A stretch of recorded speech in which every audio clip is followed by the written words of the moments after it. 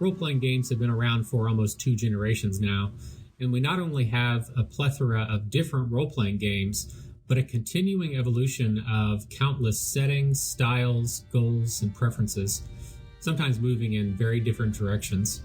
This can easily lead to various levels of dissatisfaction and even conflict with different groups. Of course, there are some people and groups who care very little. For them, playing role-playing games is 99% a social event, and they're fine with any game so long as they have plenty of beer and chips. But for most of us, we can make great strides in getting what we want by simply taking the time to get on the same page regarding what their gaming goals, tastes, and preferences actually are. This may sound obvious, but through the years, I've observed a frequent reticence for groups to do this, even when the groups have played together for many years. These conversations needn't eat up any gaming time. We can always email or otherwise sort out these preferences before we meet to play. I'm always confused at people's unwillingness to do this, especially when their groups are even decade-long friends.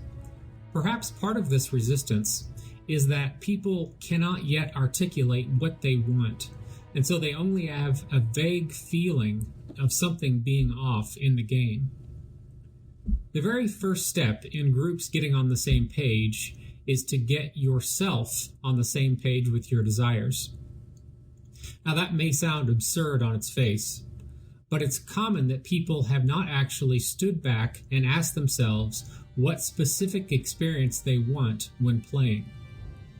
What we long for when we game is a broad and deeply nuanced topic, but it generally falls into 3 barrels: setting, mechanics, and methodology. Let's just look at setting, which is bound up with genre, and focus on the fantasy genre.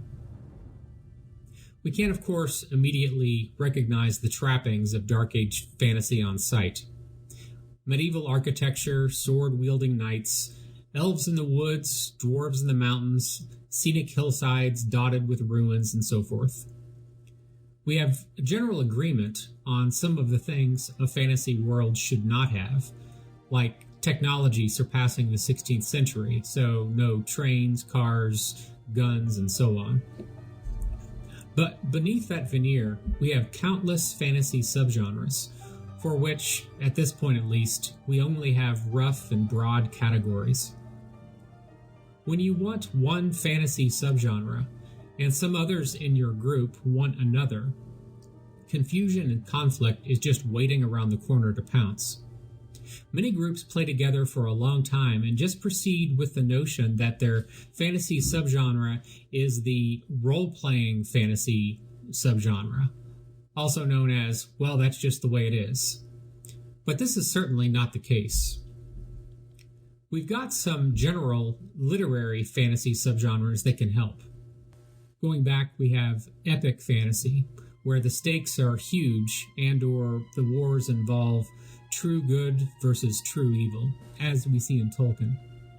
We have sword and sorcery fantasy, where the focus is more on adventure and battle, as we see in Robert Howard's Conan.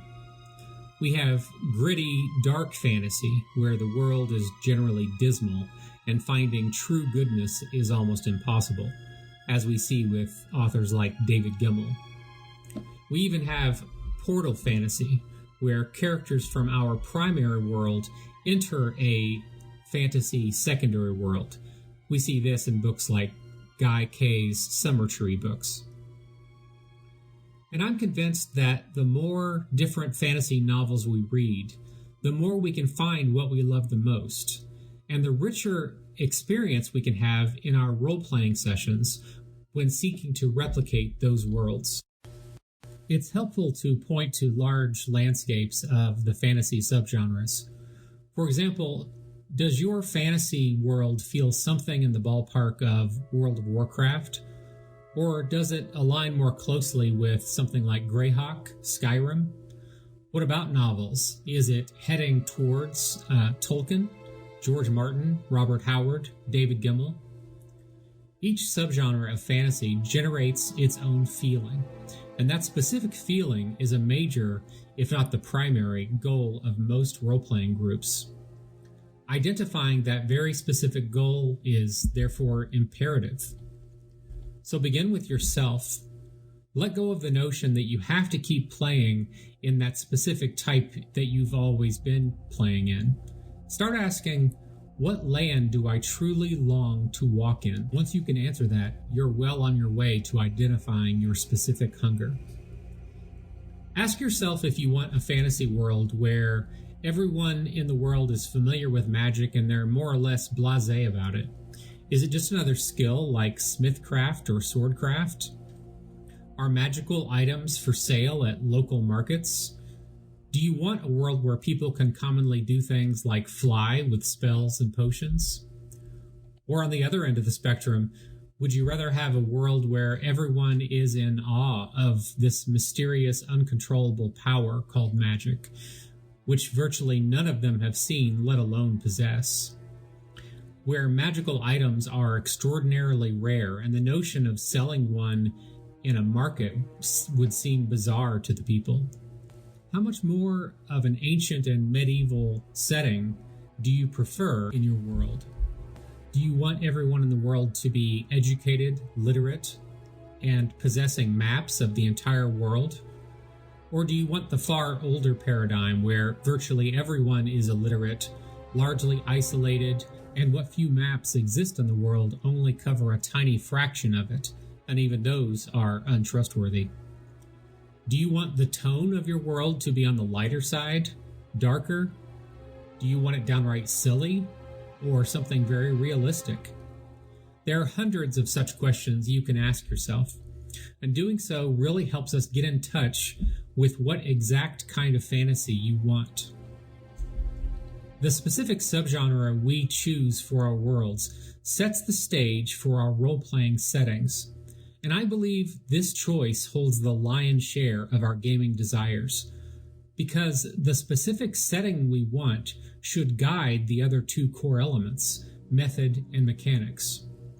I'll discuss those in other episodes, but subgenre and setting are deeply important to our experience and are worth our own contemplation and then for a long group discussion.